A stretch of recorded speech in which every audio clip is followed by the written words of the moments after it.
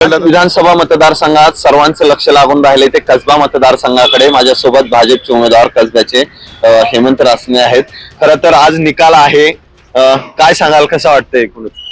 मी relax आहे. गणपती सर्व माझ्या रुटीन मधले देवदर्शन ती पूर्ण करतोय आणि देवदर्शन झाल्यानंतर वरती शंकर महाराज मठात जाऊन येऊन मग गणपती बाप्पाच्या मंदिरात बसणार आहे। साधारण 11-11:30 पर्यंत तिथं थांबून मग मतमोजणीचा तोपर्यंत कल आलेला असेल तो निश्चितच महायुतीच्या बाजूने असेल आणि मग त्या ठिकाणी जाणार आहे। कशा प्रकारे प्रचार केलता, एकूणच किती विश्वास आहे, किती मतांनी याल किंवा काय सगळं कॅल्क्युलेशन तुम्ही गेले 15-16 महिने जे काही मतदारसंघात फिरत आहात? नाही, खूप चांगला प्रतिसाद मला मागील 18 महिन्यात प्लस प्रचार करत असताना खूप चांगला प्रतिसाद येत होता। लक्ष नसेल तरी लोक आवर्जून आवाज देत होती, भाऊ यावेळेस तुम्ही नक्की येणार, भाऊ तुमचाच विजय, भाऊ आम्ही सगळे तुमच्या बरोबर आहोत।